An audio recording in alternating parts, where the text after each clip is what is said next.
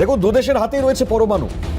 এখন যদি সত্যি যুদ্ধের মতন পরিস্থিতি তৈরি হয়, মানে ভারত পাকিস্তানের যে এখনো পর্যন্ত অবস্থানের জায়গা থেকে যে প্রশ্নটা এই মুহূর্তে বড় প্রশ্ন, তাতে কি পরিস্থিতি তৈরি হতে পারে তা আমরা বুঝতে পারি। হয়তো এটা বুঝতে পেরে পশ্চিমী দেশগুলো আগে ভাগেই যাতে এ ধরনের পরিস্থিতি তৈরি না হয় তার জন্য বার্তা দিয়ে রাখছেন শান্তি এবং এই জায়গায় যাতে সমঝোতা বা আলোচনার মাধ্যমে যাতে পরিস্থিতি ঠান্ডা হতে পারে। একদিকে দাঁড়িয়ে ভারত যখন কূটনৈতিকগত দিক থেকে একের পর এক পেহেলগামের ঘটনার পর নির্দিষ্টভাবে যখন পদক্ষেপ করেছে, তখন সেই পদক্ষেপ মানে শুধুমাত্র একটা জায়গা যেটা বলবার পর থেকে হয়তো থরহরি কম্প পাকিস্তানে শুরু হয়ে গিয়েছে, প্রত্যাঘাত। এইটুকুনি ওয়ার্ড যে ভারত প্রত্যাঘাত করবে। কিভাবে করবে? দেশের সেনা বলছে প্রস্তুত, তিন বাহিনী বলছে প্রস্তুত, প্রধানমন্ত্রী নরেন্দ্র মোদী সিকিউরিটি মিটিং করছে এবং সেই মিটিং থেকে নির্দিষ্টভাবে বার্তা যাচ্ছে ফ্রি হ্যান্ড সেনাবাহিনীকে দিয়ে দেওয়া। এইটুকুনি বার্তা যাওয়ার পর থেকেই একটা থরহরি কম্প পাকিস্তানের মধ্যে আমরা আঁচ করতে পেরেছি। কারণ আমরা এক এক করে বিভিন্ন মন্তব্য, এই 36 ঘন্টায় হামলা চালাতে পারে ভারত। এই কয়েকদিন আগেই তথ্য এবং সম্প্রচার মন্ত্রী পাকিস্তানের, তার কথা সেটা প্রকাশ্যে এসেছিল একেবারে থরহরি কম্পের মতো। এখন দিন বেশি যেতে হচ্ছে না। এর আগে একটা পরমাণু একেবারে তাক করে রাখা হয়েছে, সেটা একজন রেলমন্ত্রী বলেছিলেন পাকিস্তানে যে একদম ভারতের দিকে তাক করে রাখা আছে পরমাণু। ভারত যদি প্রত্যাঘাত করে তাহলে পরে পরমাণুর যে ভয়, সেই ভয়টা দেখিয়েছিলেন। এখানেই থেমে থাকছে না পাকিস্তান। এবার রাশিয়ায় পাকিস্তানের রাষ্ট্রদূত সে আবার ইন্টারভিউ করছেন। ইন্টারভিউতে বসে তিনিও আবার বলছেন এই শক্তি আমি জানি না কতটুকু কি আছে, তর্কেও যাব না বিতর্কেও যাব না, এমনটাই তার মন্তব্য। বলছেন এই সমস্ত থেকে পিছপা যদি ভারত কোনোভাবে ইসলামাবাদে কোনোভাবে যদি গায়ে একটা টাচ হয়, আবারও সেই পারমাণবিক হামলা থেকেও পিছপা হব না। এই বার্তাটাও সুস্পষ্টভাবে দেওয়া হচ্ছে। এখন যাবতীয় এই প্রসঙ্গ যখন চলছে, তখন নির্দিষ্টভাবে বাংলাদেশ, তার প্রসঙ্গ কি এড়ানো যায়? না, এড়ানো যাচ্ছে না। এই কারণেই কয়েকদিন আগেই একটা বার্তা, নির্দিষ্টভাবে সেই বার্তা, ভারত পাকিস্তান যুদ্ধ লাগলেই নর্থ ইস্ট দখল করবে ঢাকায় হুঙ্কার বাংলাদেশের ইউনুস ঘনিষ্ঠ প্রাক্তন সেনাকর্তা তিনি ছেড়েছেন। তো আজকের আলোচনাটাই ডেফিনেটলি অনেকগুলো বিষয় রয়েছে। তার মধ্যে আপনারা জানেন ভারতের তরফ থেকে নির্দিষ্টভাবে একেবারে প্রস্তুতি তুঙ্গে আরও একবার তারা স্মরণ করিয়ে দিয়েছেন। আপনারা জানেন অর্ডিন্যান্স ফ্যাক্টরির যারা কর্মীরা তাদের ছুটি বাতিল করা হয়েছে। আপনারা জানেন যে গোটা পরিস্থিতির মধ্যে দাঁড়িয়ে যেভাবে সার্চ অপারেশন চলছে, 12 দিন পেরিয়ে গিয়েছে যদিও এখনো পর্যন্ত কাউকে বা কোনো জঙ্গিকে অ্যাটাক যারা করেছিল তাদেরকে গ্রেপ্তার বা আটক করা যায়নি বটে, কিন্তু সার্চ অপারেশন যেভাবে চলছে নির্দিষ্ট গতিপথে, সেটা খুব শীঘ্রই সম্পন্ন হয়ে যাবে বলে আমরা আশা রাখি। এবং এটাও পাবলিক প্রশ্ন করেন যে ধারে ভারে যেখানে ভারত মানে বলে বলে গোল দিতে পারে পাকিস্তানকে, তারা আবার হুঙ্কার দেয় কোন আঙ্গিকে? একটা নির্দিষ্ট জায়গা তো থাকবে। আমাদেরও তো পরমাণু আছে, আপনারা পরমাণুর ভয় দেখাচ্ছেন কেন? মানে ভয়টা কোথায় তাহলে গিয়েছে, এইটা হয়তো নির্দিষ্টভাবে সুস্পষ্ট হচ্ছে। আমরা আজকে এটাও আলোচনায় আসবো, যদি ইন কেস, আমরা জানি যুদ্ধ কখনো শান্তির পথ মানে হতে পারে না, মানে এই জায়গায় যুদ্ধ লাগুক দুটো দেশের মধ্যেই ক্ষতি, সেই জায়গা খুব স্বাভাবিক। সেটা ইন কেস আমি যদি ধরেও নিই যেরকম একটা সিচুয়েশন তৈরি হয়ে গিয়েছে, সেটা হওয়ার পথে বা হচ্ছে, যদি হয় তাহলে বাংলাদেশ কাকে সাপোর্ট করবে আর কি করতে পারে, এটাও আজকে আলোচনার মধ্যে রাখবো। তাই আজকে অত্যন্ত গুরুত্বপূর্ণ হতে চলেছে আলোচনা। নির্দিষ্টভাবে এই গোটা আলোচনার দিকে যাওয়ার আগে আবারও সেই হুঁশিয়ারিটা দিয়ে শুরু করব। রিসেন্ট হুঁশিয়ারি এবার পাকিস্তানের, রাশিয়ায় বসে হুঁশিয়ারি শুরু। Pakistan does not seek escalation. This has been made clear by the political leadership of Pakistan and at all levels. At the same time, we are fully prepared to defend our sovereignty and territorial integrity. Should India resort to aggression, Pakistan will exercise its inherent and legitimate right to self-defense as enshrined in the UN Charter. It is quite plausible that they are preparing for this kind of action. They did this in 2019 also. That's why we are warning that if there is any action of such kind, any aggression, then it will unleash a new momentum in which Pakistan will be obliged to respond. I think there were some reports about some quadcopters or drones, shot down or something. If the situation deteriorates, some kind of kinetic action comes into play. Pakistan's National Security Committee has made it categorically clear that any attempt to stop or divert the natural flow of water that rightfully belongs to Pakistan in accordance with the provisions of this treaty and the usurpation of the rights of the lower riparian will be considered as an act of war.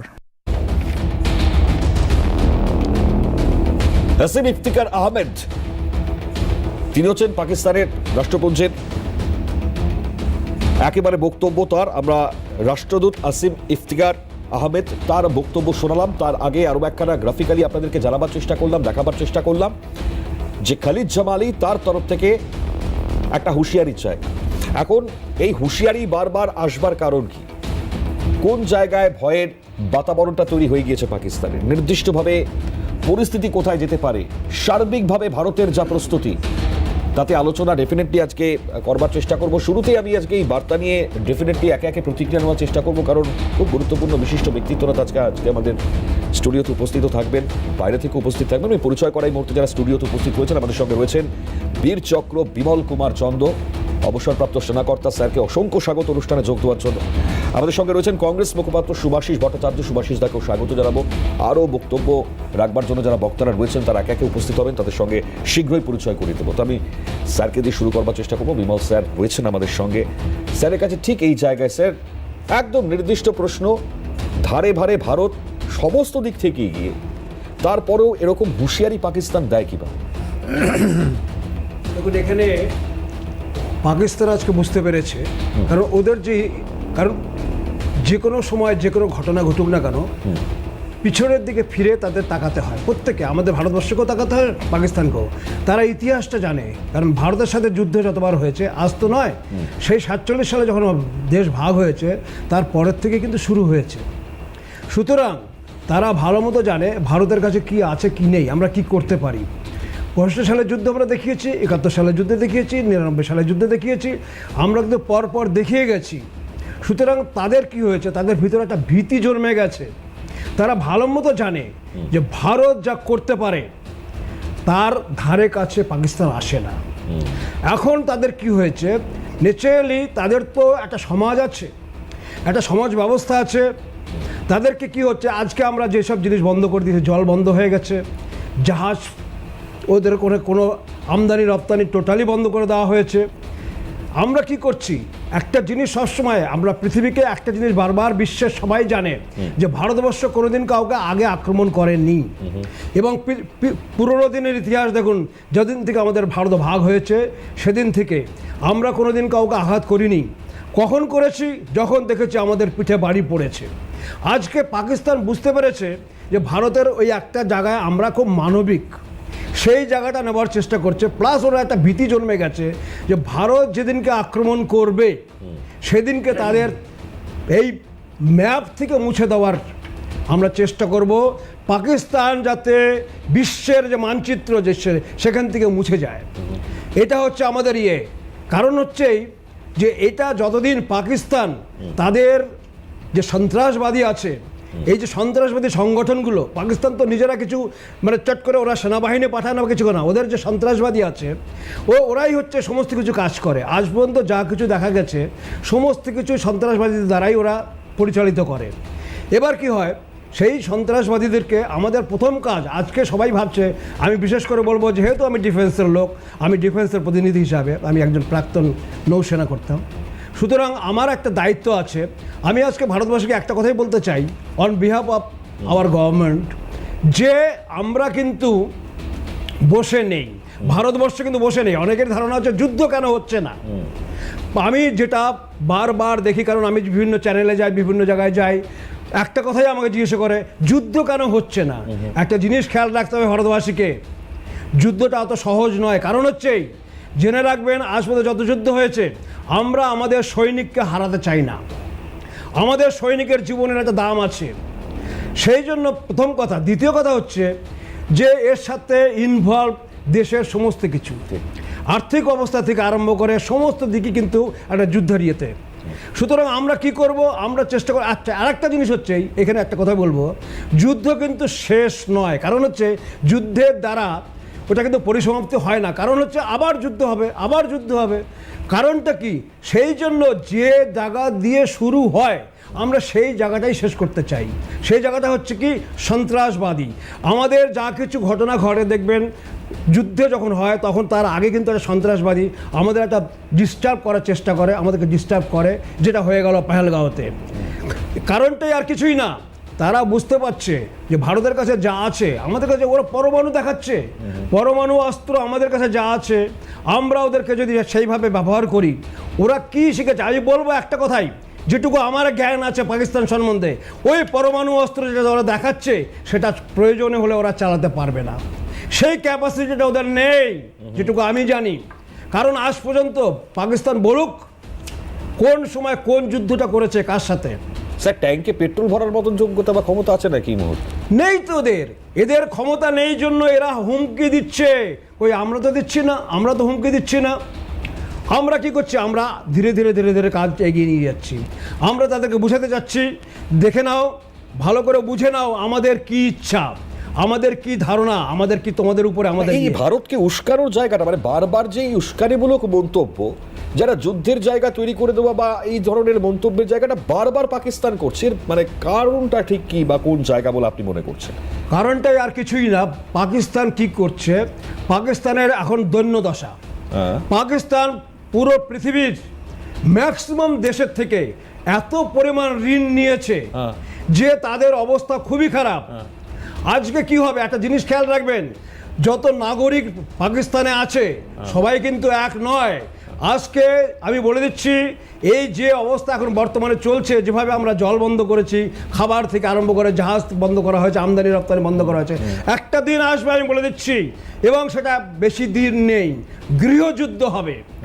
কারণ হচ্ছে জনসাধারণ ছাড়বে না, জনসাধারণ কাউকে ছাড়ে না। এই জনসাধারণের জন্য আমরা কিন্তু সেই জন্য অপেক্ষা করছি।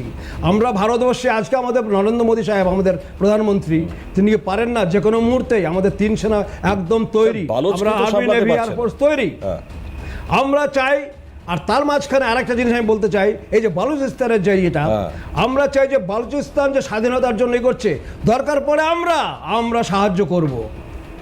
আমরা পাকিস্তানকে সবক শেখানোর জন্য দরকার পড়লে বালুচিস্তানে সাহায্য করব, যাতে সেই দেশটি স্বাধীন হয় এবং পাকিস্তানটা টুকরো হয়ে যায়। পাকিস্তানের যে জনসংখ্যা তার 44% হচ্ছে বালুচিস্তানে। আজকে ওরা কি নিয়ে যুদ্ধ করবে, কি নিয়ে বলবে, কি নিয়ে করবে, সেই জায়গাটা আমরা আটকানোর চেষ্টা করছি। যুদ্ধ আমরা যে কোনো মুহূর্তে শুরু করতে পারি, কিন্তু শুরু করার আগে আমাদেরকে সব জিনিস চিন্তা করতে হবে, সব জিনিস দেখতে হবে, আমাদের দেশের অবস্থা দেখতে হবে, শুধু তাই নয়, বিশ্বের কথা আমাদের খেয়াল রাখতে হবে। এই কারণেই পাকিস্তান কিন্তু একটা জিনিস খুব ভালো জিনিস জানে, যেটা আমার অভিজ্ঞতা, দীর্ঘ 60 বছর, আমি 60 বছর হলো আমি এই যুদ্ধ করছি পাকিস্তানের সাথে। আমার একটা হচ্ছে যে ওরা কি করবে, যেই মুহূর্তে আমরা আক্রমণ করব, সাথে সাথে ওরা কি বলবে, বিশ্বের দরবারে চলে যাবে, দেখো আমরা একটা ছোট দেশ, আমাদের কাছে কিছুই নেই, আমাদেরকে আক্রমণ করেছে, তোমাদের আমরা সাহায্য করো। কারণ ওরা এত ঋণী হয়ে গেছে, তাদের আর সাহায্যের জন্য তারা করবে, ন্যাচারালি ওই জিনিসটার জন্য তারা অপেক্ষা করছে। এটা হচ্ছে মোদ্দা কথা, পরিষ্কার কথা, একদম ঠিক, অত্যন্ত গুরুত্বপূর্ণ। মানে ভারত যদি এবার মানে IMF এর কাছে গিয়ে বলেও, মানে যেভাবে এরা ঋণ নিয়ে ঘি খাচ্ছে, তো সেক্ষেত্রে দাঁড়িয়ে আরও ভয়ঙ্কর চাপ বাড়তে পারে পাকিস্তানের, তা হয়তো বলাই বাহুল্য। আমি আসছি, কারণ কূটনৈতিক এই জায়গাগুলো ভারত ডেফিনেটলি নির্দিষ্টভাবে নিজের মতন করে এগোচ্ছে, এবং থরহরি কম্প কেন বারবার বলছি, আমরা চাপ সহ্য করতে পারছে না। এই কিছুক্ষণ আগেও বক্তা বলতে গিয়ে অনেকে বলছিলেন যে পাগলের প্রলাপ আর কি, ভুলভাল বকে ফেলা আর কি, এরকম ধরনের মন্তব্য হয়তো পাকিস্তানের বিভিন্ন মন্ত্রীদ্বয় বা এক্ষেত্রে দাঁড়িয়ে অনেকের মুখ থেকে হয়তো বেরোচ্ছে। আর এদিকে LOC-তে লাগাতার ফায়ারিং এই মুহূর্তে চলছে। আপনারা জানেন যে 10 দিন টানা LOC-তে ফায়ারিং এই মুহূর্তে চলছে, বিনা প্ররোচনায় একের পর এক বিধ্বংসী সেখান থেকে গোলাগুলি বর্ষণ চলছে, ভারত পাল্টা প্রত্যুত্তর দিচ্ছে। আমি সুভাষিসদার কাছে আসবো, কারণ এক্ষেত্রে সুভাষিসদা দেশের অন্যতম বিরোধী রাজনৈতিক দল কংগ্রেস, তাদের অবস্থানটা একটু জানবার চেষ্টা করবো আপনার থেকে। ভারতবর্ষে যতগুলো বিরোধী দল আছে সবাই বলেছেন সরকার যে সিদ্ধান্ত নেবেন সেই সিদ্ধান্তের সাথে আমরা আছি। রাহুল গান্ধী কাশ্মীরে গেছেন, তার সলিডারিটি দেখিয়েছেন এবং নরেন্দ্র মোদী সরকারকে, কেন্দ্রীয় সরকারকে রাহুল গান্ধী বা এবং অন্যান্য বিরোধী দলরা তারা বলে দিয়েছে আমরা সাথে আছি। মূল কথা হলো যে যুদ্ধটা এখন আর সেই জায়গায় নেই আজ থেকে 70 বছর আগে যেটা হতো বা 40 বছর আগে যেটা হতো। মিস্টার চন্দ্র বলছিলেন যে আমরা অনেকবার যুদ্ধ করেছি, 4বার যুদ্ধ করেছি বা এর সাথে, পাকিস্তানের সাথে। আসলে ঘটনাটা ফুল ফ্লেজেড ওয়ার যেটা হয়েছে সেটা 47-48 হয়েছে, আর 71-এ ফুল ফ্লেজেড ওয়ার। আর যেগুলো হয়েছে সেগুলো ওয়ার ঠিক নয়, হ্যাঁ সেক্টর ওয়াইজ একটা এসে চলেছে, অ্যাটাক হয়েছে। এমন ঘটনা যেটা হয়েছে আজকে জিও পলিটিক্যাল যে অবস্থান ভারত এবং পাকিস্তানের, এইগুলো কনসিডারেশনের মধ্যে রাখতে হবে। আমরা স্টুডিওতে বসে ঝগড়া করে হয়তো বলতে পারি আমরা একে গুড়িয়ে দেবো, তাকে গুড়িয়ে দেবো। মিলিটারিলি আমরা অনেক এগিয়ে পাকিস্তানের সাথে, কিন্তু স্ট্র্যাটেজিও তাতে পলিটিক্সে বা যুদ্ধে তো শুধু মানে আমার কাছে ট্যাঙ্ক আছে, আমার কাছে জাগুয়ার আছে, আমার কাছে ওই আছে সেই আছে, এত ওয়েপন্স আছে, এত রাফেল আছে, না এটা কাজ করে না। কাজ হলো ভারতবর্ষের আশেপাশের দেশগুলো বা বিশ্বের শক্তিধর দেশগুলো তারা কি ভাবছে, তারা কি বলছে যুদ্ধ নিয়ে, তারপরে যুদ্ধটায় যাবে কিনা ভারত বা পাকিস্তান ঝাঁপিয়ে পড়বে কিনা কাউন্টার অ্যাটাকে, তার উপর ডিপেন্ড। এই কমেন্টসগুলো যে করা হচ্ছে পাকিস্তানের তরফে, এগুলো বলবে কারণ হলো ওই যে মিস্টার চন্দ্র বলছিলেন কারেক্ট কথা বলেছেন যে তাদের জনগণকেও দেখাতে হবে জাতীয়তাবাদ, আমাদেরও জনগণকে দেখাতে হবে জাতীয়তাবাদ, আমরা লড়ে যাব, ঘুরিয়ে দেবো, ওরাও বলবে ঘুরিয়ে দেবো। যে কোনো আপনি বলুন না, একটা 25 কোটির দেশ, আমার এখানে হলো 140 কোটির দেশ, আমার এখানে মিলিটারি যত আছে সে 3টে ইনফেন্ট্রি যা আছে ওদের কাছে তা নেই, শুধু মানে হাঁটলে পরে পাকিস্তান এটাও তো প্রশ্ন তুলছিলেন আপনারা যে 12 দিন পার হয়ে গেল এখনো পেহেলগাঁওয়ের জঙ্গিরা ধরা পড়লো। মানে এই প্রশ্নটা আমি একটা ঘটনা, এটা স্বাভাবিক, এগুলো উঠবে, এগুলো অন্য সময় কথা বলা যাবে যে নরেন্দ্র মোদী কেন যা একটা প্রেস কনফারেন্স করলেন না, কেন যারা মারা গেছে তাদের কাছে গেলেন না, সেগুলো মানে আমাদের অন্তর্দলীয় কথাবার্তা সময় বলতে পারি আমরা যে ভারতবর্ষে এগুলো করা উচিত ছিল নরেন্দ্র মোদীকে। পুলওয়ামার সময় দেখিনি আমরা, জিম করবেটে ছিল তখন শুটিং করছিলেন, পুলওয়ামা কাণ্ড যখন ঘটে, যখন কিনা আমাদের পেহেলগাঁও হয় তখন তিনি ফিল্মে স্টারদের সামনে বক্তৃতা করছিলেন। এগুলো তো দলীয় মানে ঘরের ভেতর কথা, এগুলো রাজনৈতিক অভ্যন্তরীণ রাজনীতির কথা। কিন্তু যে প্রশ্নটা উঠেছে সেটা আমরা কতটা মিলিটারিলি এগিয়ে, আমরা কতটা মানসিকভাবে এগিয়ে, আমরা কতটা স্ট্র্যাটেজিক্যালি এগিয়ে। পৃথিবীর বড় বড় শক্তিধর দেশেরা কি বলছেন? আমেরিকা অলরেডি বলে দিয়েছে শান্তিতে চলো, পশ্চিমী দেশগুলি তারা বলছে শান্তিতে চলো। আচ্ছা, এবার শুধু এসে নয়, চীনও বলে দিয়েছে কোনো রকম যদি রিটালিয়েট করা হয় তাহলে পরে অন্যায় হবে, ভুল হবে, ধীরে চলো। তার মানে এবং ভারতবর্ষের হয়ে কোনো দেশই সেইভাবে মুখ খুলে বলেনি যে অন্যায় হয়েছে তুমি ইসে করো, একবারের জন্য ট্রাম্প সরকারও বলেনি, একবারের আমি বলে নেই, ট্রাম্প সরকারও বলেনি। তার মানে যুদ্ধে যাওয়ার ব্যাপারে ভারতকেও চিন্তা করতে বলছে, পাকিস্তানকেও চিন্তা করতে বলছে কাউন্টার অ্যাটাকের ব্যাপারে। কেননা ভারত গেলেই কাউন্টার অ্যাটাক হবে, বলে কতটুকু হবে না হবে, তার কি ইন্টেন্সিটি হবে সেগুলো আলাদা কথা, তাদের শক্তি দিয়ে তারা করবে। কিন্তু আমরা যে বলছেন না ঋণ, চন্দ্রবাবু বলেছেন পাকিস্তানের যা ঋণ, আমাদেরও ঋণ কম না, আমাদেরও প্রচুর ঋণ, আমাদের বৈদেশিক মানে যে ঋণ আছে সেই ঋণের ভারে আমরাও জর্জরিত। সুতরাং একটা যুদ্ধ গেলে পরে ভারতবর্ষের মানুষ বিভিন্ন দিক দিয়ে সমস্যায় পড়বে, পাকিস্তানের মানুষ যেরকম পড়বে। সুতরাং আমার মনে হয় যে এই এখন হলো যুদ্ধটা আমরা স্টুডিওতে বসে করতে পারি, কিন্তু আজকে দেখতে হবে ভারতবর্ষকেও এবং অন্যান্য দেশের কি ভূমিকা, কি বলছে তারা, সেই সিগন্যালগুলোকেও নিতে হবে, নিয়ে তারপরে ঝাঁপাতে হবে। এবং এটাও যুদ্ধ হবে না, হবে ওই বালাকোটের মতন, যতটুকু অপারেশনাল গ্রাউন্ড ততটুকুই কে ইনভেট করবে, করে বেরিয়ে চলে আসবে। আমার মনে হয় না ফুল ফ্লেজেড ওয়ার হবে, চন্দ্রবাবু উনি বলতে পারবেন। আমার মনে হয় ঠিক আছে, গুরুত্বপূর্ণ আলোচনা আরো এগিয়ে নিয়ে যাবো, কারণ ডেফিনেটলি যারা উপস্থিত রয়েছেন আরো একবার এই মুহূর্তে পরিচয় করিয়ে দিই। আমাদের সঙ্গে সজল ঘোষ উপস্থিত হয়েছেন, বিজেপি মুখপাত্র। সজলদাকে স্বাগত। আমাদের সঙ্গে শরীফুল ইসলাম খান, তিনি বাংলাদেশ থেকে যোগ দিয়েছেন, বাংলাদেশের সাংবাদিক এবং রাজনৈতিক বিশ্লেষক। শরীফুল দা, স্বাগত আপনাকে সিএনএন। আলোচনা চলছে আমাদের খুব স্বাভাবিকভাবেই এই জায়গা থেকে দাঁড়িয়ে ভারতের কি হতে পারে স্ট্র্যাটেজি, আগামী সময়টাতে আরো প্রত্যাঘাতটা কিভাবে হবে, কোন উপায় হবে, কোন পথে হবে, তারই এখনো পর্যন্ত প্রশ্নের জায়গা রয়েছেই। আর এরই মধ্যে পাকিস্তানের তরফ থেকে বারবার হুঁশিয়ারির বার্তা সেটাও সামনে আসছে। এরই মধ্যে বাংলাদেশেরও কিছু টেকনিক্যালি সেই জায়গা থেকে দাঁড়িয়ে কি দরকার এই মুহূর্তে করার সেই বার্তাও আমরা পেয়েছি। তো এক্স্যাক্টলি এই জায়গায় আলোচনায় আরও বিস্তারিত আমরা আসবো, তবে তার আগে আমি একটু সজলদার কাছেও আসবার চেষ্টা করি ঠিক এই জায়গায়, কারণ এই মুহূর্তে প্রধান বিরোধী দল হিসেবে কংগ্রেসের বক্তব্যটা আমরা পেয়েছি। তো সজলদার থেকে ওই বক্তব্যটা শোনবার চেষ্টা করব, কারণ প্রত্যাঘাত নিয়ে সজলদা আপনার কি মনে হয়? মানে দেশের প্রধান বিরোধী দল অনেকগুলো প্রশ্নই তুলছে, যদিও বলছে যে সেগুলো রাজনৈতিক জায়গা, কিন্তু এই মুহূর্তে দাঁড়িয়ে এক কাটা হয়ে থাকাই সময়। হ্যাঁ, এটাই হওয়া উচিত। প্রশ্ন তুলে দিয়ে তারপর বলা উচিত নয় যে আমাদের এক কাট্টা হতে হবে। আপনি সর্বদল মিটিংয়ে যাচ্ছেন, সেখানে আপনি বলছেন যে আমরা তোমার পাশে আছি, আর তারপরে আপনারা সোশ্যাল মাধ্যমে প্রধানমন্ত্রীর মুন্ডহীন দেহ লিখছেন না, যদিও প্রধানমন্ত্রী, তার একটা মুন্ডহীন দেহ পোস্ট করছেন, যেটা আবার পরে তুলে নিতে হচ্ছে। তোলাটাও খেলা তুতু চাটা, সেটাও খুব লজ্জার একটা, এত বড় দল, এত পুরনো দলের পক্ষে। দেখুন, আমার পরের প্রশ্ন হচ্ছে যে দেখুন, আপনারা যেটা আলোচনা করছেন যে যুদ্ধটা কেমন হবে, যুদ্ধটা ফুল ফ্লেজেড মানে রাষ্ট্রপতি ঘোষিত যুদ্ধ হবে, না একটা স্ট্রাইক হবে, না কার্গিলের মতন একটা সেক্টর ওয়াইজ যুদ্ধ হবে, সেটা বলার মতন আপনারা এখানে যারা বসে আছেন, যারা এক্স মিলিটারি যারা এখানে রয়েছেন, তারাও এটা বলে উঠতে পারবেন না এই মুহূর্তে গভর্নমেন্টের স্ট্র্যাটেজি কি। কিন্তু আমাদের বিশ্বাস এবং বেশিরভাগ ভারতবাসীর এটা বিশ্বাস, প্রধানমন্ত্রী যে কথাটা বলেছেন, স্বরাষ্ট্রমন্ত্রী যে কথাটা বলেছেন, যে সন্ত্রাসবাদের কোমর ভেঙে গুঁড়িয়ে দেওয়া হবে, এইটা আমরা বিশ্বাস করি। হ্যাঁ, যুদ্ধ কি শুরু হয়নি? যুদ্ধ অলরেডি শুরু হয়ে গেছে। অনেকেই বলছে যে 10 দিন হলো, 12 দিন হলো, 13 দিন হলো, এখনো হলো না কেন? বাৎসরিক হয়ে গেল, শ্রাদ্ধ হয়ে গেল, নিয়মভঙ্গ হয়ে গেল, এখনো হলো না কেন? আমি তাদের মনে করাই এই ধরনের ঘটনা আপনি দেখবেন, ইন্দিরা গান্ধী যে সময় বাংলাদেশকে মুক্ত করতে চেয়েছিলেন, সেই সময়কার মিলিটারি যারা ছিলেন, স্যার মানেক শাহ, তারা কিন্তু তখন ওটা করতে বারণ করেছিলেন এবং তারা বেশ কয়েক মাস পিছিয়ে গিয়ে তারা যুদ্ধ করেছিলেন। ঠিক এই রকমভাবে দেখুন, আপনি আফগানিস্তানের মতন একটা ছোট্ট এইটুকু দেশ, সেই একটা দেশকে আমেরিকার মতন শক্তি আঘাত হানতেও 1 মাস সময় নিয়েছিল। এ ধরনের দিন তারিখ গোনা দেওয়া এগুলো সঠিক নয়।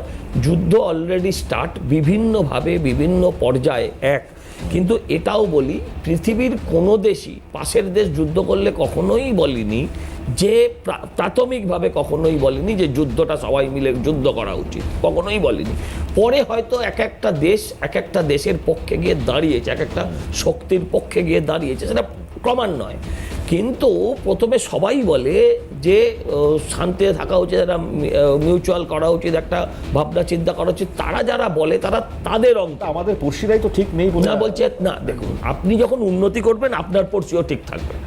আপনি যখন মাঝখান থেকে রকেট জেট গতিতে, যেরকমভাবে দেখাচ্ছেন ওই ক্ষেপণাস্ত্র গতিতে, আপনি যখন উন্নতি করবেন, আর দেখুন দুটো দেশ, একজন 14 তারিখ, হ্যাঁ, আর একজন 15 তারিখ 47 সালে, একটা দেশ চাঁদে পৌঁছেছে, আর একটা দেশ এখনো ভারতবর্ষে প্রবেশ করার নিয়ে লড়াই করে যাচ্ছে। এই যদি পরিস্থিতি থাকে, তাহলে স্বাভাবিকভাবে তারা ক্ষিপ্ত হবে, তারা ক্রুদ্ধ হবে, সেটা তার ধর্মের ব্যারিকেড ভেঙেও তারা এই মনোভাবটা, বিদ্বেষ মনোভাবটা পোষণ করবে। এটা খুব স্বাভাবিক, এটা আপনার ক্ষেত্রে, আমাদের সবার ক্ষেত্রেই হয়। তো বলছি, যুদ্ধ অলরেডি শুরু হয়েছে। যুদ্ধ মানেই আজকের দিনে, এটা তো ঠিক যে যুদ্ধ মানেই আজকের দিনে বোমা আর গুলি নয়, যুদ্ধ মানে স্টার ওয়ার্স। আজকের দিনে যুদ্ধ মানে আপনি পৃথিবীতে তার কিছুই হবে না, আমরা স্যাটেলাইট অফ করে দেবো, আপনার স্যাটেলাইট আমি দেবো না, আমি আপনার ইন্টারনেট করতে দেবো না, আমি আপনাকে বিভিন্নভাবে ব্লকেট করব। এই যে পাকিস্তান থেকে মাঝে মাঝে হ্যাকাররা আমাদের বিভিন্ন জায়গায় হ্যাক করার চেষ্টা করছে, দে আর অলসো ট্রাইং। এটাই যুদ্ধ আজকের দিনে মেন। আমরা বলছি করোনা, এটা কেউ বলছে এটা জীবাণু, কেউ বলছে এটা বায়োলজিক্যাল ওয়েপন্স। এটাই আজকের যুদ্ধ। সেই যুদ্ধ কিন্তু অলরেডি সিন্ধু জল চুক্তি থেকে শুরু করে বা বিভিন্নভাবে ঝিলাম নদী, বিভিন্ন আলোচনা হচ্ছে, এর থেকে অলরেডি শুরু হয়ে গেছে। হ্যাঁ, তো অতএব এরপর শুধু যেটা মিলিটারি অপারেশনটা বাকি আছে, মিলিটারি অপারেশনও যে কোনো মুহূর্তে শুরু হবে। বেশ, আমি আসি সুভাষিস দা, আমি একটু শরীফুল সাহেবের কাছে যাই। খুব ইম্পর্টেন্ট এই জায়গাটা, কারণ আমরা ইতিমধ্যেই এই পরিস্থিতির মধ্যে দাঁড়িয়ে ভারত পাক যুদ্ধ হলে কার দিকে যাবে বাংলাদেশ, এই প্রশ্নটা আজকে করতে হচ্ছে। এর কারণ হলো আমরা মোটামুটিভাবে একটু হলেও স্পষ্ট যে ঘনিষ্ঠতা কিন্তু বেশ বেড়েছে। মানে কি এমন করতে পারে বাংলাদেশ, এখন সেটা একখানা চিন্তার জায়গা কি ভারতের থাকবে, এই প্রশ্নটা ডেফিনেটলি প্রসঙ্গের জায়গায় আসছে। আমি শরীফুল সাহেবের কাছে ঠিক এই জায়গা থেকে আসবার আগে আমি শরীফুল সাহেবের কাছে একেবারে সরাসরি যে প্রশ্নটা রাখছিলাম সেই প্রশ্নের দিকেই নির্দিষ্টভাবে যাওয়ার চেষ্টা করব। শরীফুল সাহেব, বাংলাদেশের কি অবস্থান? কারণ অনেক ধরনের বক্তব্য পেয়েছি ইতিমধ্যেই। জি ধন্যবাদ। হ্যাঁ। আমি অনেকদিন পরে আপনাদের কাছে একদম, এলাম। সব যারা আলোচক আছেন সবাইকে ধন্যবাদ জানাচ্ছি। আমি আপনার প্রশ্নের উত্তর আগে একটু বলতে চাই, আমি 11 তারিখে ভারতে ছিলাম, 11 তারিখে দিল্লিতে ছিলাম চিকিৎসা কাজে। তো যখন এই ঘটনাটি ঘটে তখন আমি ছিলাম রাজস্থানে। তো চিকিৎসা শেষ করে আমি আজমির শরীফ গিয়েছিলাম। তো আমি বাংলাদেশে 25 তারিখে ফিরেছি। তো আপনার প্রশ্নের উত্তর আমি বলতে চাই, 71 সালের যে যুদ্ধ আমাদের হয়েছিল সেই রক্ত শুকিয়ে গেছে, কিন্তু মনের যে ক্ষত সেই ক্ষত এখনো শুকায়নি। আপনি হয়তো জানেন যে ভারতের সহযোগিতায় তৎকালীন প্রধানমন্ত্রী ইন্দিরা গান্ধী এবং ভারতের অনেক সৈনিক নিহত হয়েছে এই বাংলাদেশকে স্বাধীন করার জন্য। সেই যে ইতিহাস, সেই ইতিহাস থেকে বাংলাদেশের মানুষ এখনো ভুলে যায়নি। পাকিস্তান যেভাবে নিজ দেশের মানুষকে হত্যাযজ্ঞ চালিয়েছে 71 সালে, সেই 30 লক্ষ শহীদের রক্তের সঙ্গে বাংলাদেশ কখনো বেমানি করতে পারবে না।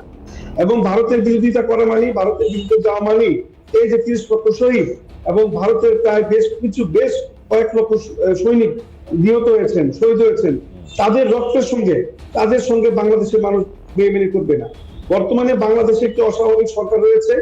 এই সরকার কি করলো না করলো সেটা বড় কথা নয়।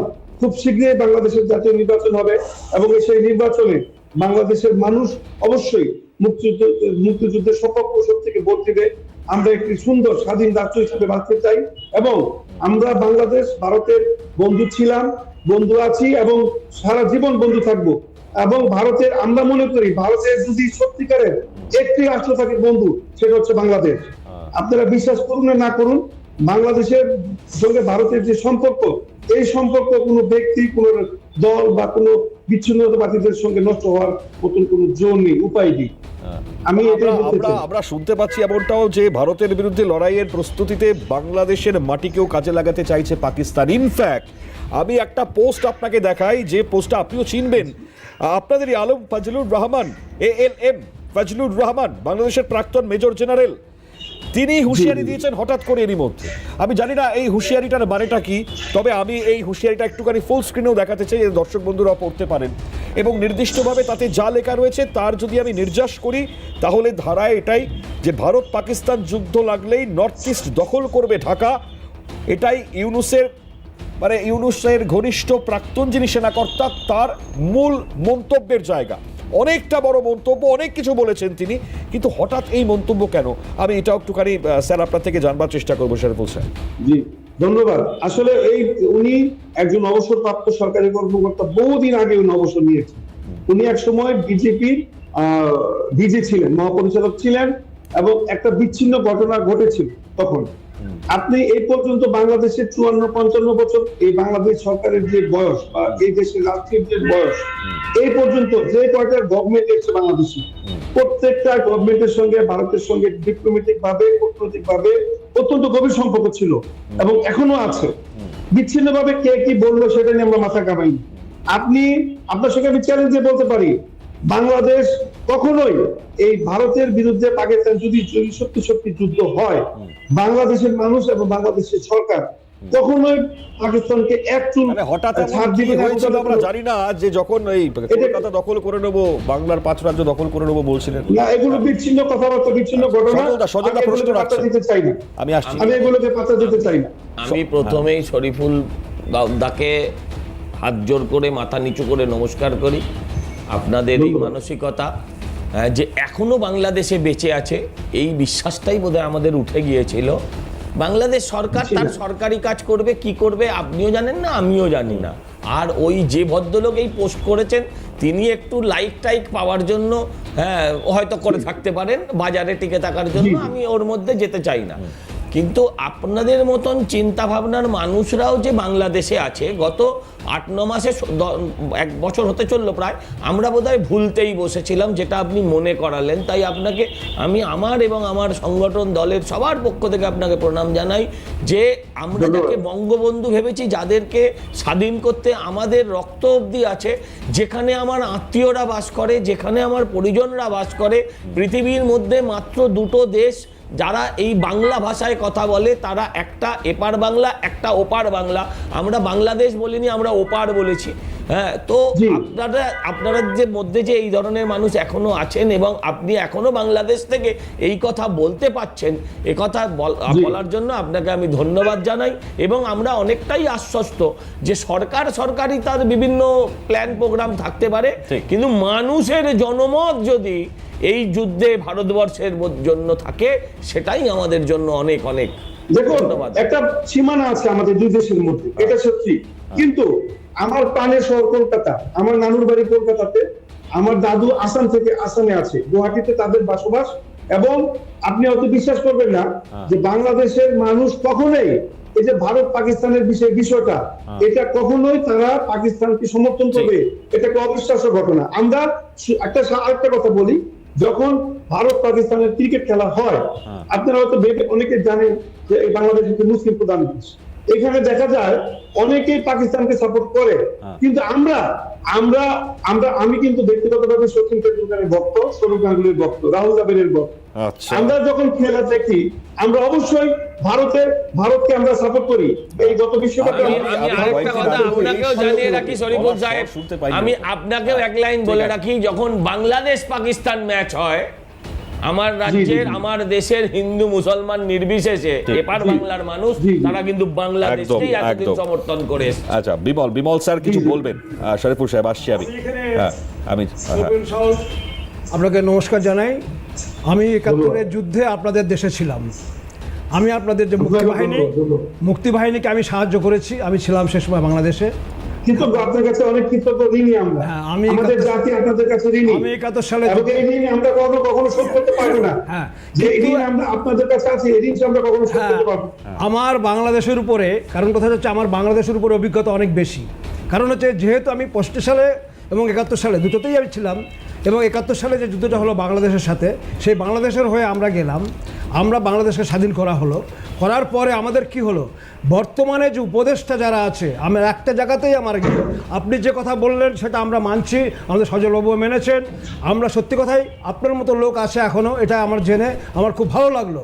কিন্তু একটা জিনিস খেয়াল রাখবেন, আপনাদের যারা উপদেষ্টা তারা কিন্তু কেউ কিছু সেই ইতিহাসটাকে ভুলে গেছে। আমাদের কাছ থেকে যে স্বাধীনতাটা পেয়েছে তারা, আজকে যে বিশ্বের মানচিত্রে এই যে বাংলাদেশ নামটা কাদের জন্য হয়েছে সেটা তারা ভুলে গেছে। এই উপদেষ্টা যারা আছে তারা সেই সময় যে ইতিহাস সেটাকে ভুলে যাওয়ার দরুন কি হয়, এখন ওরা বর্তমানে যেটা বলতে যাচ্ছে সেটা হচ্ছে যে ভারত আমাদেরকে যা সাহায্য করেছিল সেটা তাদের স্বার্থের জন্য। এই কথাটা আমাদের শুনতে হচ্ছে আজকে। আমার নিজের খুব খারাপ লাগছে যে আমরা স্বার্থের জন্য সেই 71-এ যুদ্ধ করেছিলাম, এটা আমার কাছে খুব বেদনাদায়ক। ঠিক আছে, চলুন গুরুত্বপূর্ণ দেখুন, দুই দেশের একটি রাষ্ট্রের সঙ্গে সম্পর্ক থাকবে স্বাভাবিক। এখন পর্যন্ত কিন্তু আমরা মেডিকেল বিষয়ে ভারত যাচ্ছি, ভারতের সঙ্গে বাণিজ্যিক সম্পর্ক আছে, আমাদের সঙ্গে পারস্পরিক সাংস্কৃতিক সম্পর্ক আছে, যেটা পাকিস্তানের সঙ্গে নেই। বাংলাদেশের মানুষ কয়েকদিন আগে হঠাৎ কি হয়েছিল যে এরকম পরিস্থিতি তৈরি হয়েছিল, হঠাৎ আপনার সুর আজকে এই মুহূর্তে যাতা ভয়ঙ্কর। আপনি যে উপদেষ্টাদের কথা বলছেন, একটি অস্বাভাবিক একটি বিচিত্র সরকার বাংলাদেশে অবস্থান করছে। আশা করি খুব শীঘ্রই আমরা এই সরকারের হাত থেকে মুক্তি পেতে যাব একটি সুন্দর নির্বাচনের মাধ্যমে। একটি নির্বাচনের মাধ্যমে আগামী সরকার বাংলাদেশ আসবে এবং বাংলাদেশ ভারতের সম্পর্ক আগের চেয়ে আরো অনেক উন্নত হবে। ইতিমধ্যেই ভারতের হাইকমিশনার ঘোষণা করেছেন যে বাংলাদেশে টুরিস্ট ভিসা দেওয়া হবে, যেটা বন্ধ আছে বর্তমানে। ঠিক আছে, উনি কিছুদিন আগে একটা লাইন শরীফুল সাহেবকে, যে আগামী নির্বাচনে আপনার অন্তর্দেশীয় ব্যাপার আমার কোনো বিষয় না, জানার ইচ্ছে, আগামী নির্বাচনে আওয়ামী লীগ কি ওখান থেকে প্রতিদ্বন্দ্বিতা করার মতন অবস্থায় পৌঁছতে পারবে? আপনার কথা ধন্যবাদ। দেখুন, আওয়ামী লীগ একটি ফ্যাসিস্ট সরকার। এই সরকার দেশে প্রায় 2000 লোককে হত্যা করে শেখ হাসিনা ভারতে পালিয়ে গেছে। এবং আমরা বাংলাদেশের যারা মানুষ আছি, আমরা কিন্তু কোনো ব্যক্তির উপর আমাদের আক্রোশ থাকতে পারে, একটি রাজনৈতিক দলের উপর নয়।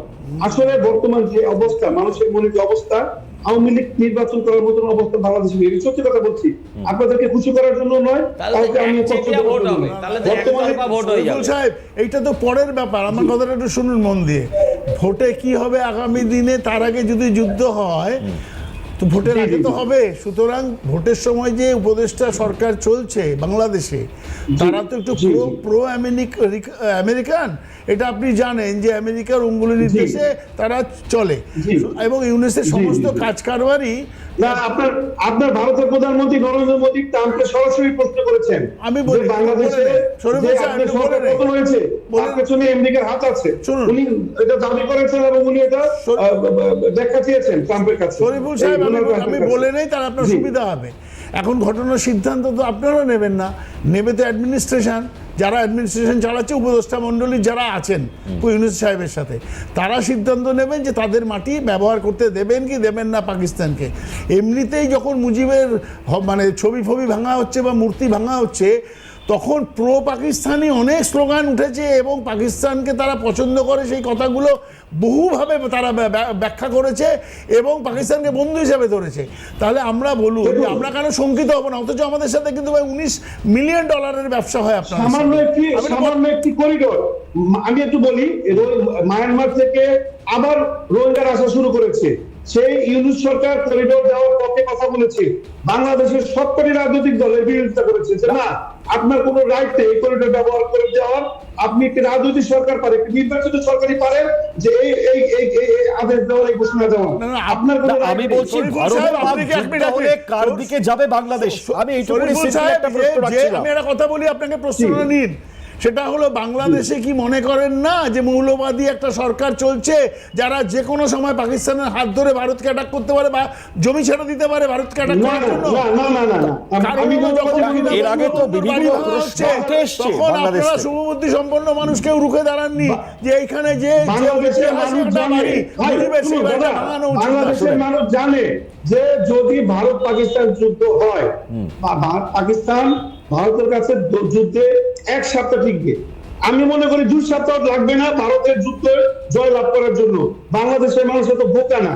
একটি পরাজিত একটি হায়নাকে বাংলাদেশের মানুষ, যারা আমাদের 30 লক্ষ মানুষ শহীদ করেছে, আমি একজন মুক্তিযোদ্ধার সন্তান, আমার বাবা মা দুজন সরাসরি মুক্তিযুদ্ধে অংশগ্রহণ করেছিল। আমরা এই শহীদের রক্তের সঙ্গে বেমানি করতে পারি না। আমরা ভারতের সঙ্গে আছি, ভারতের সঙ্গে ছিলাম, জানতে পারছে না। কিন্তু এইটা সারা বাংলাদেশের মানুষ যদি উপদেষ্টা মণ্ডলীকে বোঝাতে পারে, তবে তাদের মাটি ছাড়বে না। আপনি একা এখানে বললে হবে না, কারণ ইউনিসকে আপনি জানেন, আপনি জানেন ইউনিসকে ভালো মতো। আমি একজন সচেতন নাগরিক, আমি সাংবাদিকতা করি, আমি একজন মানবাধিকার। আবার পড়শি দেশ হিসেবে বাংলাদেশ, যখন আপনি এখন এত কিছু বলছেন, তখন এই মুহূর্তে কোন রকম পদক্ষেপ কি থাকতে পারে না পাকিস্তানের এগেইনস্টে?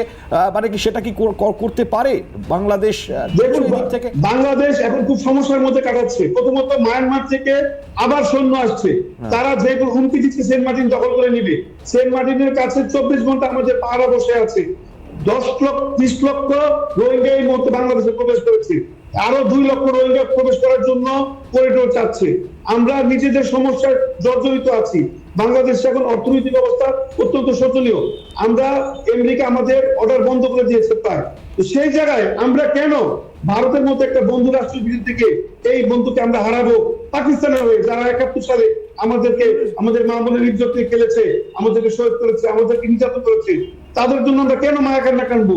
যে ভারতের কাছে পাকিস্তান 1 মাসের বেশি টিকবে না যুদ্ধে, কেন আমরা তাদের পক্ষে যাবো? কেন আমরা ভূমি ব্যবহার করতে দিব? আমাদের সৈন্য কেন তাদের পক্ষে কথা বলবি? যদি কোনো দুই একটা বিচ্ছিন্ন ঘটনা ঘটে সেটা আমরা আমলে আনতে পারছি না, আমলে নিতে চাচ্ছি না।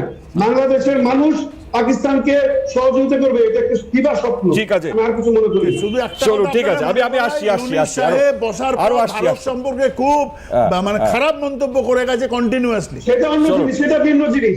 ভারত সম্পর্কে, ভারত বাংলাদেশ বন্ধু, আমরা আমাদের মধ্যে অনেক কিছু হতে পারে। আমরা 2 ভাই, আমরা একই রাষ্ট্রে ছিলাম। আমি ভারতকে বকা দিতে পারি, কিন্তু ভারত পাকিস্তান প্রশ্নে বাংলাদেশ, আপনি মনে করবেন অন্ততপক্ষে বাংলাদেশের মানুষ ভারতের পক্ষে। ওকে, মানে ভারত পাকিস্তান প্রসঙ্গে অন্ততপক্ষে বাংলাদেশের শুধু মানুষ পাকিস্তান ভারতের নয়, মধ্যে বা শুধু ভারতের পাকিস্তান সাথে নয়। থাকবে। আমি বুঝলাম, শুধু পাকিস্তান নয়। ঠিক আছে, আমি আসছি শেষ শরীফুল সাহেব কথা আসছি। বলছি। হ্যাঁ। শুধু পাকিস্তান নয়, যদি ভারতের বিরুদ্ধে চীন বা পৃথিবীর অন্য যে কোনো রাষ্ট্র ভারতের সঙ্গে যুদ্ধ বাঁধে, সেখানে বাংলাদেশ ভারতের পক্ষে থাকে। এটা আপনার চিন্তা করার কোনো কারণ নেই। খুব তাৎপর্যপূর্ণ আপনার এই মন্তব্য লাগছে। অসংখ্য ধন্যবাদ এই গুরুত্বপূর্ণ জায়গায় আপনার এই বক্তব্য রাখবার জন্য। সঙ্গে থাকুন শরীফুল সাহেব। ওদের পক্ষেই সব সময় থাকবে, সব সময় দাঁড়িয়ে সমর্থন। অত্যন্ত গুরুত্বপূর্ণ বার্তা। কিন্তু কয়েকদিন আগেও যে ছবিটা ছিল, কয়েকদিন আগেও শরীফুল সাহেব যে ধরনের কথাগুলো বলেছিলেন আমাদের প্যানেলে বসেই, আজকে কিন্তু তার একেবারে ভিন্ন সুর আমরা শুনতে পাচ্ছি। যাই হোক, আমি ঠিক এই জায়গা থেকে দাঁড়িয়ে এই মুহূর্তে খুব গুরুত্ব রাখে, কারণ বিমল স্যার রয়েছেন, স্যারের কাছে ঠিক এই জায়গাতেই আসবো। স্যার, আমার একটা বিষয় জানবার খুব ইচ্ছে, সেটা হচ্ছে এই অর্ডিন্যান্স ফ্যাক্টরির সমস্ত কর্মকর্তা কর্মচারীদের ছুটির নির্দেশ বাতিল, এটা কতটা বড় গুরুত্ব রাখে বা তাৎপর্য রাখে? কি হতে পারে পরবর্তী স্টেপ? এইটার নির্দেশেই অন্তত পক্ষে কি মনে হয় স্যার আপনার? এটা হচ্ছে আমাদের যে যুদ্ধের প্রস্তুতি, হ্যাঁ, সেটা আমাদের মানে কন্টিনিউ করার জন্য আচ্ছা, যে অর্ডিন্যান্স ফ্যাক্টরি, কারণ আমাদের মেইন হচ্ছে আমাদের যা কিছু সমরাস্ত্র সমস্ত অর্ডিন্যান্স ফ্যাক্টরিতে হয়। আমরা চাই যে আমরা যে মডার্ন যে আমাদের ইকুইপমেন্টগুলো হচ্ছে, যেসব সমরাস্ত্র মডার্ন সমরাস্ত্র, আমরা কিন্তু অনেক অনেক দূর এগিয়ে গিয়েছি। আমাদের এখানে যেসব সমরাস্ত্র তৈরি হয় ভারতবর্ষে, সেটা আমরা বিদেশের অনেক দেশের সাথে আমরা টক্কর দিতে পারি। এখন সেই জন্য আমরা চাচ্ছি যে অর্ডিন্যান্স ফ্যাক্টরিগুলোতে কাজটা যেভাবে এগোচ্ছে আরও দ্রুত এগিয়ে যাক, ওকে, যাতে আমরা যে কোনো মুহূর্তে, কারণ পরিস্থিতি কখন পাল্টাবে সেটা কিন্তু আমরা ইমিডিয়েটলি বলতে পারছি না। কারণ হচ্ছে আমাদের কতগুলো স্ট্র্যাটেজি আছে, আমরা কিন্তু সেই হিসাবে চলে। আমাদের ভারতবর্ষ সবসময় কিন্তু দেখবেন প্রতিটি যুদ্ধের সময় একই জিনিস, আমরা কিন্তু একটা স্ট্র্যাটেজি নিয়ে চলি, যেটা হলো যে এই জন্য আমরা সব দিক দিয়ে তৈরি থাকছি।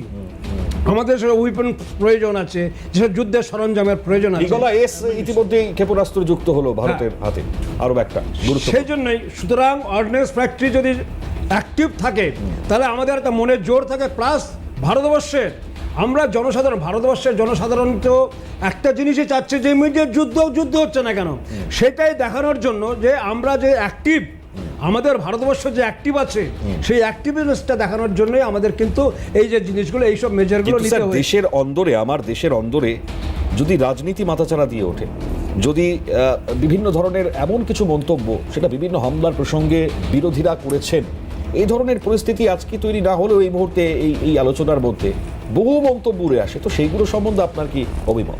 দেখুন, আমাদের কথাটা হচ্ছে যে যখন দেশ, হ্যাঁ, নর্মাল টাইম যখন আছে, নর্মালের সময় যার মতবাদ, কারণ বিভিন্ন লোকের বিভিন্ন পার্টির তাদের নিজস্ব একটা মতামত আছে, তারা একটা লাইন অফ ইয়েতে চলে। সুতরাং সেটা হচ্ছে যখন আমাদের কোনো রকম সমস্যা থাকবে না, দেশীয় সমস্যা। আমরা আজকে আমাদের সামনে একটা বিরাট সমস্যা এসে দাঁড়িয়েছে, পাকিস্তান। এই অবস্থার মধ্যে আমি মনে করি, বিইং এ ডিফেন্স পার্সোনাল, আমি মনে করি যে সমস্ত রাজনৈতিক নেতারা, রাজনৈতিক দল যারা আছে, সবাই একসাথে মিলে আমাদের এটা মোকাবিলা করতে। কারণ কি, দেখুন, আজকে আমরা যখন এই জিনিসটিকে আমরা ওভারকাম করব, তখন কিন্তু আমরা আবার যে যার জায়গায় সে জায়গায় পৌঁছে যেতে পারবো। কিন্তু আমরা যদি দেখাই যে আমরা এখনো পর্যন্ত আমাদের মধ্যে ডিভিশন আছে, আমরা একত্রিত নই, এটা কিন্তু একটা বিরাট বড় যে বার্তা চবে আমাদের জনসাধারণের কাছে, ভারতবর্ষের জনসাধারণের কাছে। আমি চাই তারপরে এটা আমি আগামী সময় বা এর মধ্যে শুনবো না সুভাষিস দা বলবেন এয়ার স্ট্রাইক হয়েছিল কি হয়নি বলা করে, তাই তো? না, এগুলো তো অনেক কিছু, এই কথা প্রসঙ্গগুলো তুললে পরে তো কথা হবে। আজও আমাদের লড়াইটা কি, এক মিনিট শরীফুল সাহেব এক মিনিট ধৈর্য ধরুন। সেটা আমরা ভারতীয় নাগরিক, মুসলমান নাগরিক, তাদের বিরুদ্ধে লড়াই করছি না আমরা পাকিস্তানের বিরুদ্ধে লড়বো, এই জায়গায় ডিটারমিন করতে হবে আমাদের। প্রতিনিয়ত বাইনারি তৈরি হচ্ছে, ন্যারেটিভস তৈরি হচ্ছিল, এখানকার মুসলমানদের আমরা অত্যাচার করছি সব জায়গায় ধরে অসভ্য কথা বলছি। এমন সুকান্ত বাবু ইউনিয়ন মিনিস্টার, তিনি পর্যন্ত টুইট করছেন আজে বাজে, অন্যান্য জায়গার দাঙ্গা দেখিয়ে বলছে যে মুসলমানরা করেছে। এখন আমার কথা হচ্ছে একটা জায়গায়, আমার কথা হচ্ছে একটা জায়গায়, আমরা এখন ভারতীয় সবাই আমরা পাকিস্তানের বিরুদ্ধে লড়াই করব, এটা হলো আমাদের ডিটারমিনেশন থাকা উচিত। আমি একটু বলে কোনো দিই। রকম বলুন, বলুন। অভ্যন্তরীণ আমাকে শেষ করতে হবে। হ্যাঁ, শেষ করতে হবে। flag লাগাচ্ছে আকাইতে। আকাইতে কে পাকিস্তানের flag লাগিয়ে বলছে, বেশ, বেশ, শরীফুল পাকিস্তান সাহেব, বেশ, আমি সময় নেই। আর সব বিজেপি লোকরা ধরা পড়ছে, এই নিয়ে আলোচনা করবো না, বেশ, ঠিক আছে। এই নিয়ে আলোচনা করবো না। শরীফুল সাহেব, আসছি। আমার একটা কথা শুনুন, আমি শুনছি, আমার কথা শুনছি। একটু শুনুন, আমি একটু শুনছি। শুনুন। আপনারা বলছেন ভারত পাকিস্তান যদি যুদ্ধ হয় সেক্ষেত্রে আমাদের ভূমিকা কি থাকবে, আমরা অবস্থান পরিষ্কার করেছি। আমার প্রশ্ন হচ্ছে, যদি বাংলাদেশ মায়ানমারের সঙ্গে যুদ্ধ বেঁধে যায় এবং যদি সত্যি সত্যি আমরা যুদ্ধে জড়িয়ে পড়ি, সেক্ষেত্রে ভারতের অবস্থান কি থাকবে, এক। আর দুই নাম্বার হচ্ছে, বিগত আমলে দেখেছি যেভাবে আমেরিকা, চীন এবং ভারত না, আপনি অবস্থান স্পষ্ট করলে কি হবে? আমরা তো ছবি দেখছি সেই পাকিস্তানের সঙ্গে সুন্দর করে মিলিত জুলিত ভাবে ছবি আসছে এখনো। আমি সেটাই বলছি, অন্তর্বর্তী সরকার কোনো ডিসিশন নিয়েছে? সজলদা, ভারত প্রতিবাদ করেনি, আমেরিকা প্রতিবাদ করেনি, চায়না সহযোগিতা করেছে। ঠিক আছে, ঠিক আছে, বুঝলাম। বাংলাদেশে প্রবেশ করেছে। শরীফুল সাহেব, আপনার বক্তব্য শুনেছি, বুঝলাম। কথা বলি, হ্যাঁ। উনি একটা টুইটের কথা বলেছিলেন, এক্ষুনি বললেন, যদিও সেটা ভারত পাকিস্তান যে দ্বৈরথ শুরু হয়েছিল সেই সময়ের ছিল না। হ্যাঁ, ওটা পশ্চিমবঙ্গের নয়। যে টুইটগুলো দেখানো হচ্ছে তাতে সবকটা ছবি, অনেকগুলো ছবি লাগানো ছিল তাতে, হ্যাঁ, সেটা সবকটা পশ্চিমবঙ্গের নয়, কিন্তু সবকটা ইসলামিক মৌলবাদীদের করা সমস্যা। না, উনি ইউনিয়ন মিনিস্টার হয়েছে, তাহলে লাগাতে পারেন, ওটা টুইট করতে পারেন এবং সেটা বুঝতেও পারেন। এক মিনিট, ঠিক বলেছেন, গুলি চালানো, সুভাষিস দা। সুকান্ত মজুমদার নিশ্চয়ই আজকের দিনে একটা ইউনিয়ন মিনিস্টার, কিন্তু একটা গান্ধী পরিবারের কংগ্রেস যারা আজীবন 65 বছরের বেশি সময় যারা দেশকে পরিচালনা করে এসছে, তারা পরশুদিন একটা টুইট করে মুছেছে। সেটা আগে কারেন্টটা মনে রাখো, দূরেরটা পরে ভাবো। বেশ, আমাকে একদম সবাই নেই বলে আজকে অনুষ্ঠান শেষ করতে হবে। আমি অসংখ্য ধন্যবাদ জানাবো প্রত্যেকেই। গুরুত্বপূর্ণ আজকে আলোচনা। বিমল স্যারকে অসংখ্য স্বাগত, সজল দা, সুভাষিস দা, শরীফুল সাহেব অসংখ্য স্বাগত। দেখুন, একটা অন্ততপক্ষে বার্তা পেলাম বাংলাদেশের থেকে যে তারা সাথে থাকবেন, কিন্তু ছবিও যদি ভিন্ন কথা বলছে, তবে আগামী সময়টাতে বাংলাদেশের কি পদক্ষেপ থাকবে তার দিকে নজর থাকবে। ভারত দ্রুতই তার প্রত্যাঘাত কি জবাব দেয় তার দিকে আমাদের নজর। এখানে শেষ করছি। আল্লাহ বল, সব খবরের জন্য নজর রাখছি।